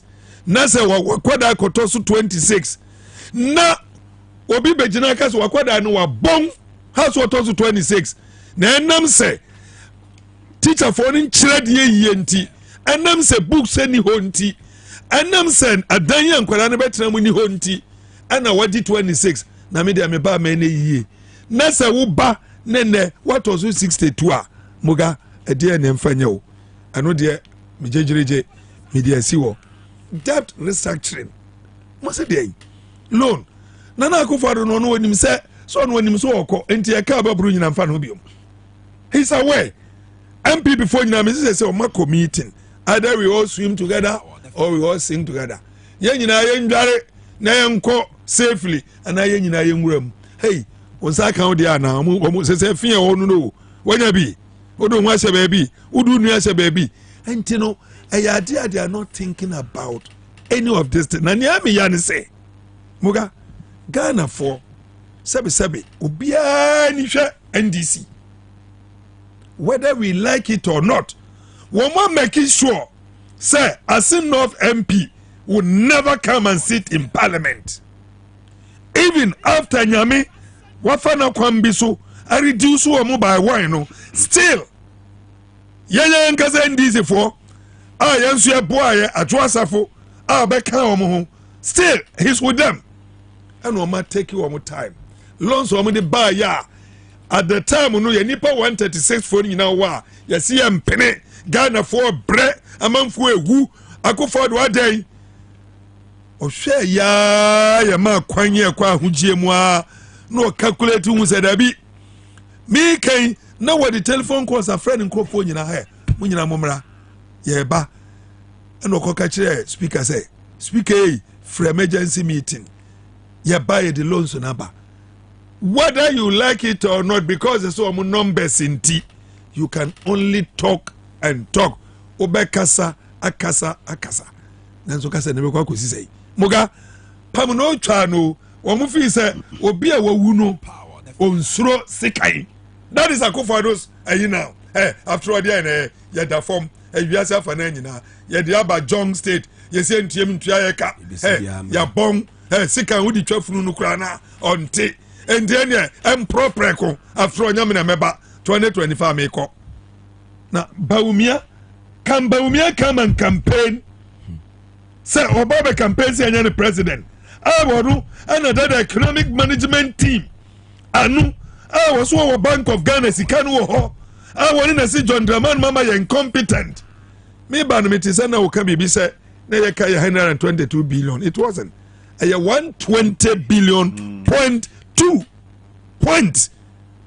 Na no me dey na me yinkruma film first article for Kufo obeja no oja 10 billion so no ne kano no enti amfa ne se ne aka ni nyina fama jo ADM any Professor Mills o mienu na hwe adwuma dodo ankrofo mienu aye na behwe baby a JDM with 56 billion wono jika Professor Mills there no hwe adwuma waye to the point to say enne mu gina na adwuma no so na mu dia kobobusia mu dia kosisi awowa na mu dia jiska na mo sa ko gina baabi na ba umi on feri ade na ko ka se John enchire one policy so watenam one this case no was watenam 30 years no enchire one policy public policy or the aba US Worcester masa among for srenes wo any business or policy ni dey was the school feeding is kind of munya free ni was get fun that be would have fun say wo Muga fun say any enyim say gu and na bibia ni ho get fun ho na de ba ye Rollins masa wo ko ka wo ni bi obeye biara na ba beto ye ho unpacking kai masa so nkenkan na wo mu nimi ni say ba ye nyentem ne nkonkoje ne encheni se ne encheni ansa na omaba wo mo ba ye nya bi omo ebi a plan wo passport ya jiji crow passport different baby do na abesi moga pam no twa no wo mo age another $750 million wo de ba Ghana skemu a 9 billion Ghana cedis wo mo de kwa kan se ya ka no ye twam 600 billion da enti no sadia ya 120 na wo kan say too much incompetent busianko anka bakura betimi na we dey fine na wo sabi premier adi wo jesu obi ade mienu na ehye ne nantem wo so de ehye wo nantem na wo ba abegina ho be ka say over 600 billion dia na odi ye wo wintimi ntua wo ka for the first time Ghana efrisi be ye Ghana from Gold Coast ne ene ye de akwa arudi chese ntimi ntua ye ka for the first time kokurani mruwa pensioners enki efi say government bond there I want to the safest after aban here ska na odi amano ene ska no no na control wonsa be kan wade enne eno kura no wonsa nka o ma default saa ye betua ne ne ye kokan so a o se boy nti moga ne ye nyina Ghana fo me pa mu chew ani bria na no kura expectation was NDC mu pa e wo Dramani mu pa e wo MPs no mu pa. But one thing they say, there is a limit to which our people can do. And inti me for near me bana ubo Dr. Minority Leader. Atofose. No bone yibi was he nyina mra. Me yenja adwuma no because the only thing is yakwa numbers. Hey, yakoya nyina nko votu. One single person wo twam asa. Ana wombe tita no mu ne control. Inti ye nyinara ya mra na sa president no yo bia wo da ono dwene enwusi wono sabi preduasa. How many years no waka? How many years na na Akufo-Addo waka? Ubedu 100 years ana say masa na nkokura wodi bibiara get fan wodi asia wo wa esla NDC di ba ya John di ba wodi asia wo wa chese bibiara FTC kabano wodi asia wo wa aje hu sika mfie edunum enti ye chirima ene wa taxi a map sanitary pad anka nkwada ma ba wa sabi wo wo use no what taxi ni nyina wo muntiminto and wo say obo school. What kind of a human being is this? Nana go for what day up to now when we nyina na wo say gusu ya appointment no poka ya ye baby abaka say akwa we die ni nim die nti senya wonua na e wo faase nya wo faase a na sebe wonu na bo ayi anya baba akubi wom senya eno a na sebe wife enua ba na abusu afon ko a Ghana no eye na Akufo-Addo. I want to ask a question.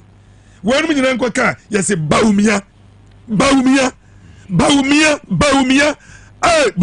de onye ready. Was he in your car? One masa, when you're ready. Very well. When you're ready, pa. Me kwani de. Yeah, Amadou Surugo live on Power 97.9 FM, also on TV as was it. Inside Politics Median was Sugusu Wotie and Wednesday 3rd of May 2023. As like I say, come my abua for a techi, ebua ami to midi, a jumedi, ebre, and a T4, and a TVS was at the Power FM.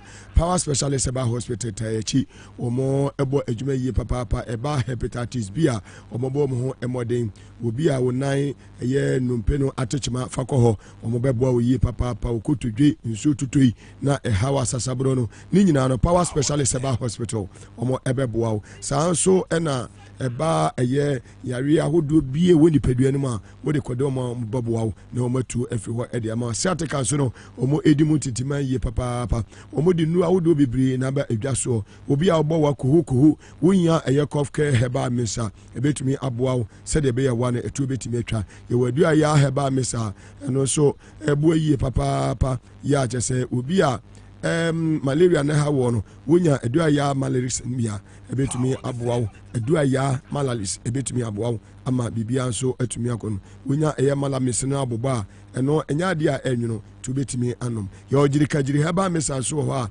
eno so no emema no te se bana henemo saa no wonya bi na se mo bono mo gina so a 3 points Kevin Asante jano wagine 3 points onye ni patu a edua ya haba tonic so no ye moja mo adwuma ye papa yi moja fi ni nyina no fi moja mi nyina no yi nyina fi eye ni padua mu hwehwe eye Power specialist about hospital chira kwan ewo eye nkran kwa benya ACP eye kwantempo no so Power bus stop ewo pe na be hu mu takrade omu anaje estate customs road no so omone singa washing be ena edi enhwenim kuma se omu ofi yase omone Jezbo filling station no ena edi enhwenim ewo aputu ja kontina se kwantempo no so baby a ono abosurugu oko school no ye jache kwa no so a ho ena be hu omo from na no mo twetwe nkomo ewo 0244 544 and 020-038-3831. WhatsApp now 055-579-7878. Pharmacy shop and I ever show be a Rebiano, Ubenya Omuno be atom. Amuzu Herbal Clinic.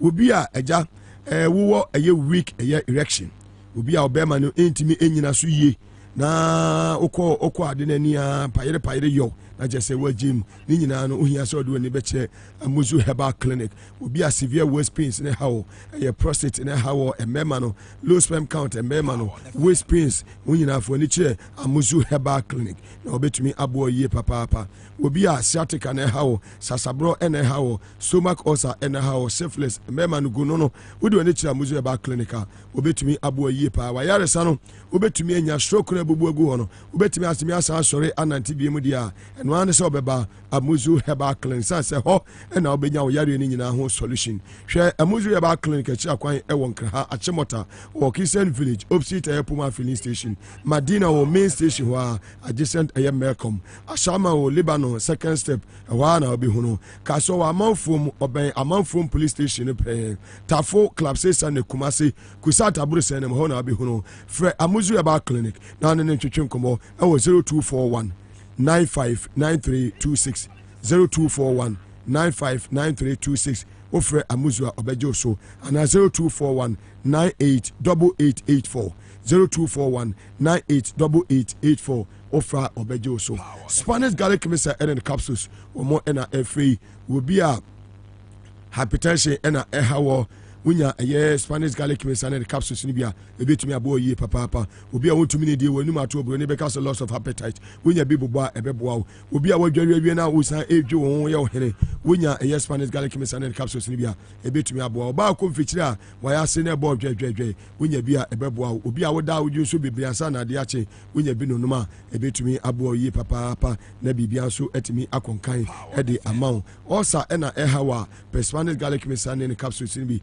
na ebetumi abo ama bibia etimi akonkan yaso ye wan ye Spanish ginkgo capsules di aba na Spanish ginkgo capsules no so no ebo adwuma yie papa increase blood flow to the brain increase blood flow to the brain increase memory and mental sharpness sanso no obi a agya wo pese da ne da gina wo gina wona so te se de ono abosoro go nya abofra so de bia wona ne ho fe wonya Spanish ginkgo capsules no bia secret no no papa de bia na so go ho of de bia so go wo ma akokrada Spanish ginkgo capsules no eno an se so go wo so ko pe bi no se de betimi abo pharmacy shop bi obewuran bia no wo benya bi ato 0266 114 111 0266 114 Domi Kwabenya constituency for Yamiyadmo on the 13th May, Eli Prima Kugu, the second coming of Eli Prima Kugu, on the number 2 on the ballot. Number 2 on the ballot paper. I say a tried and tested delegates no more card na moto aba emano. Ayana mamre bi also ye nti ho kwan say ye born ho dawuru edema delegates no say oyobi amosoma na odibibi bebe fi oyobi a resources ya ache say campaign onye nipa nyi yimu okani panyina ebom na modi tumi ne mana obebo say de be ya Domi Kwabenya ya asese ya mu yehu MP mu be hu say mu MP ni ti ele Prima Krogo wonwa eneko na moto emano on the year 13th May. Me do a year a Memphis Central. Honorable a year Kwachiaka. On also at number 2. MP Uberton account radio station Biasuno Casano Bois and this Amayoko where you will be a brand once a papa the human relations will show you good. What boy Juma so our Memphis a year central in the western region. Into delegates are more a Memphis Central Monkaino Namoto Abamano number 2 on the ballot a year paper. You do Shama our western region. Shama Yenuaba Emilia Atta. Yenuaba Emilia Atta, number 1 on the ballot paper. Otoma GM number 1, Nuatuama number 1, Yenuaba Emilia Atta. We international consultant. We Juma Ewo Jubilee House, Abrajo Mama ne President Maase na Ewa Bemono. No boy Juma den our office of the president. Emilia Atta onona echo Tishama for Monkai Emilia Atta number 1 on the ballot paper. Midudu Ablikuma West ewa ena esla usu ewono. Ye penipo betimi etu esla usu efri akwanyano so a abrante a friend say Kobi Mensa eda number 4 on the ballot paper. Monkai Kobi Mensa said the beya eda 13th no mo betumi ato aba na moso mode ayino na bibia so etimi akonkan kama. Midudu Pro East Pro is emra so se mosesem.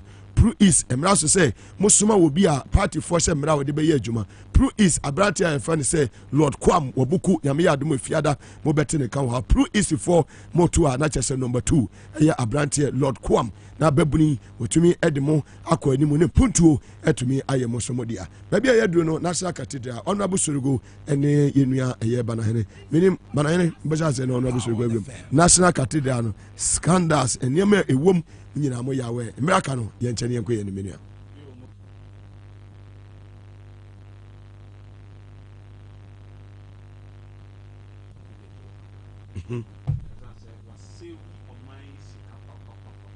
Very well.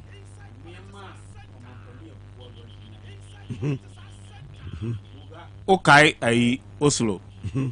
Shanky Ekoto a dime be war Norway. Fantastic.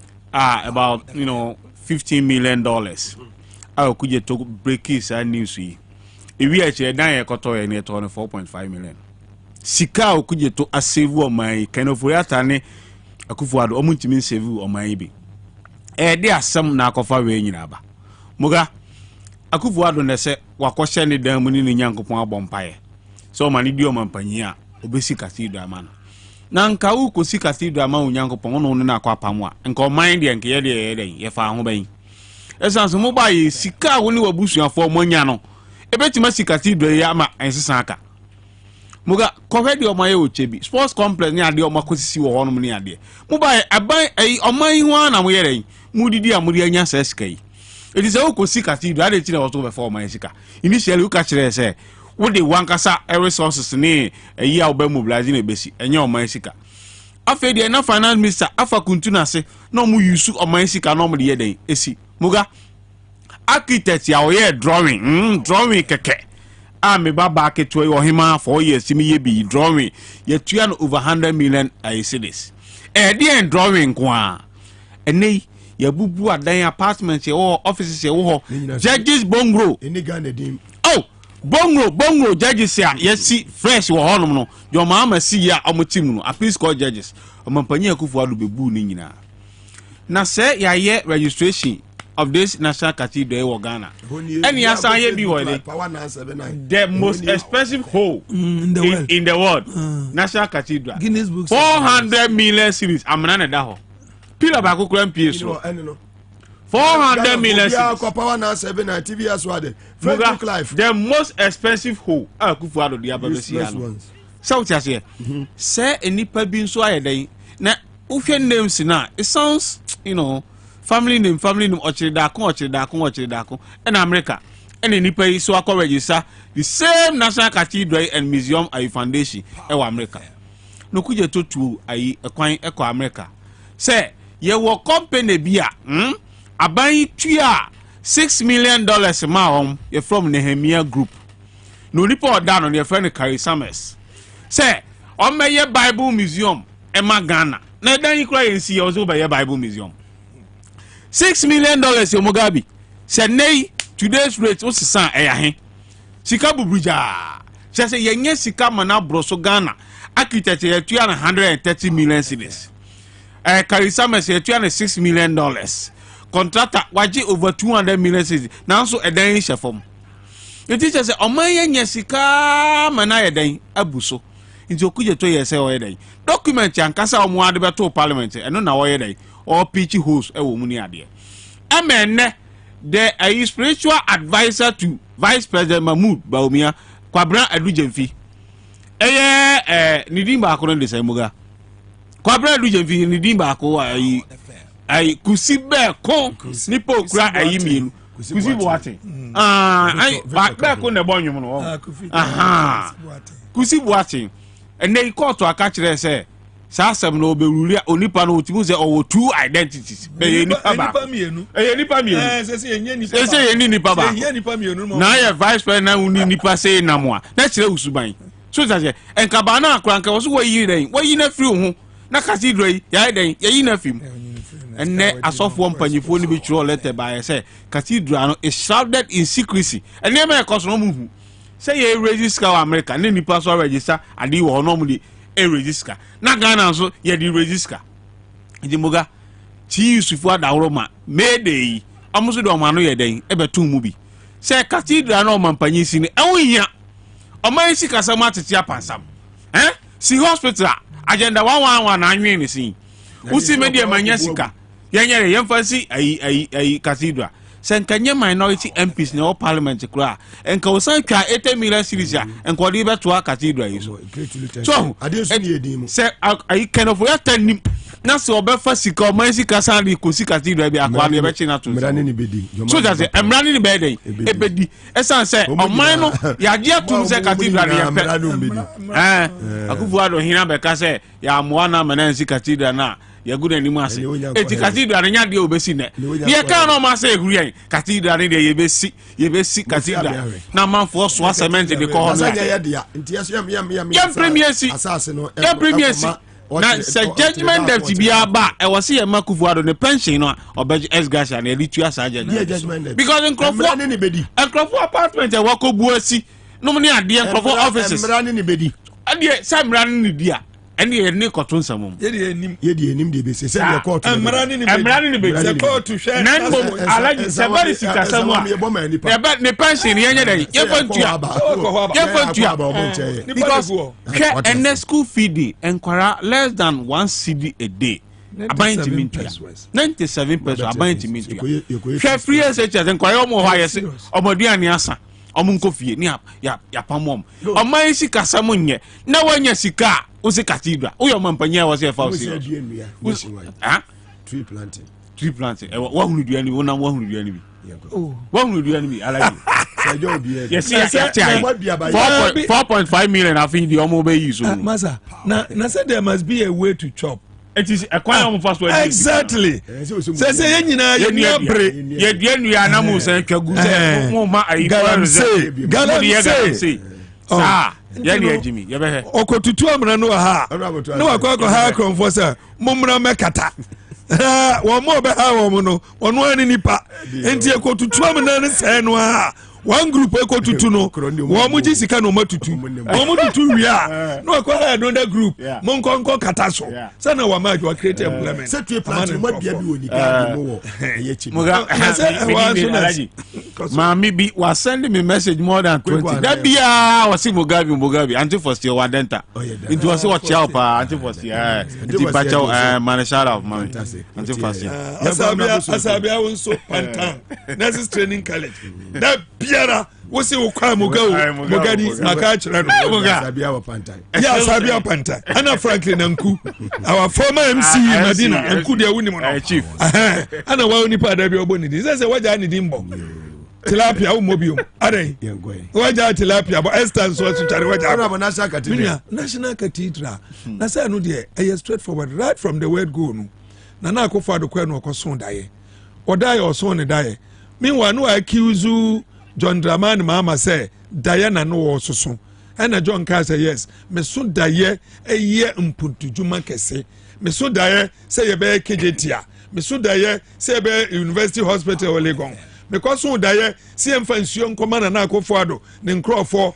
e wo chebi me so daye si enya akwan me so daye se dachi industries beba enti ye miem na nyina ma hoden no enoso me so daye se dum so no ye manage ye wasi yi free wo na me daye nyina so me so a me de ko na akofo ado o se obesua John na okoso daye so o se oba be si cathedral na cathedral no right from the word go no ne daye no na eya awaminti no right from the word go bibia anye yie oso ono an ebe ye na de o de da nyame ase ewi ase no o se da bi budget bam no kra no mo di sie o mo se da bi o mo spend millions and ekoji only 750,000 sa kwa no kwa America yeso ono ene nko gina ni mu enko pesika ene ye di millions ma no 8 millions say no kokko raise 750,000 and na say no de na akofo do da bia na be visa bank clean up bank no mo here 14 billion as a 12 billion ba omi yeso mo use 24 billion on the close to bank no mo di yin krofo nyina di meanwhile na nko here 12 million a billion na wa ma wo mo nyina ya adwuma na busuafo ni nyina anya adwuma ye but wo use enti anu de na akofo do ne so ne ban me ne na tena parliament enyina nim ye ho o kai ya on kan sama na me ka kire no e wo parliament enti Mugabe Mugabe miensa cathedral say nyame wo ho no pentro pekofisem nyame abo Eve no Adam no wambo oba no oba o muga oba ma no ye den no oba ana me dem nko Bible no mo but yesi mum na mo nore na mo ntre owiase na me boa na mo ntre owiase me pa cho akukọ nyini won akukọ nyini ofra akukọ nyini watukusiada won sa ponchi a wonu kro ya ponchi no won sa ponchi akofra ponchi bema amana yeda ana so akọ hu se kraman bema abutu kraman bema so enam say right from the word go nyame fie na ne wo dia ni mu no adwuma wo ye ani sebi o mu fa nchemi trumu no eno ene ko ba say awurade say hey mayi mi nsa fi mu so ne mba ye nyina enye yie te se ba o mi akọ ya kodi ntro ewo 20 yes court we call ye me and you were not there or the Quran e ko so ye me matunufo se ba o mi yi anyway me nyam ho because say ba o mi me nim so a Muslim o so a Christian yo me nim and on na Pentecost because me nim ba o mi serious in come for ya share yeah we want to find out whether he's a Muslim or he's a Christian because Muslim near Quran and ye krata ye de sunsun krunkrum krata ye de nam Quran so a kire say bibia wo de betu nyame ho no apart from nyame ba ko no nobody is like God this is what tenase na se de ansa tu trim na ye ka say Sheikh Umar me da me nka me nya clergy but ono ankasa ye person ba out sa trum sem ba ye Quran no abo completely ye twen say ba umia ba out ti sani amanfo aba ebe ka say twen me kramoni Christopher Mpompene.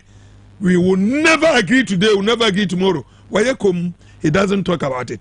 Enti cathedral no right from the word go no nyadia ebeye ye. Nyamia kase sa cathedral no. Enti nyanwanwa na akofo ado wakotu amana wapombi sika gum. Hey, ye di sika free bebia wejiwe enne manne mu expose ya. Honorable Blackwa Adeba. Just imagine what is happening. What is happening? Nipa baako ni dini mienu ne passport mienu osabiensa ni maami mienu yonu nko ye wo no 2 birthdays ni ye wo no 2 days so and wait vice president echi no the vice president echi or the president echi no mo bon tonsan e de hanipa enti mase pamuno chano ni nyina ne se macho moga baby akwa koduru no ya Tuesday for say omo so kra do enne afa no omo so meka we afeni ya kasa na fe na doctor ba it is not too late but anya late it's never late until no so ma ba mu a wo mu anyere but nana wa no so wa feeli e she na wo she awurade yankopon no because one fa no kra nhye ni ntino enya de be yadwuma muga ye nyina ne ye ka ne say Ghana ba ko pe nyame boa on the 13th ebe unim say so moga unim say ochine my birthday and I mean kai Friday so happy birthday na dabi masa nye na obekeka ne sa o nya happy day ma oso dia poncha na odwan ba o me kai wo dia me de bi bai enti no no dia memfa ni agro Friday ana ya sa wo me Friday nso asimida te be dia ma unima me na me shamo so go ni moga ni abuja for me chamu nyina medina for me chamu bia na me together jam on the me nua balindo okru sha wo su doku for ono abe na mama onye na waba okay weekend me ko no ma ko bwana mami no masa mba ye mfani ni agoro ye savior ni sama masa from 29,000 wakukuru ko 5350 masa ebisi ya papa ebisi da honorable a level play for mami na bie akwana to am aspirant ni nyina obia baba bia ba yo amani anu aba ba kan wasem entino mo de na de omne say one constituency bikura nipa mienu na ababe yo mama mere nti ya kampebe obia delegates ni betie ni me satellite ni wa shy o so Medina let's see a call no opposing acclamation ba ya nyiri ho let's see a 100% Medina John Medina there, no problem at all. Yeah.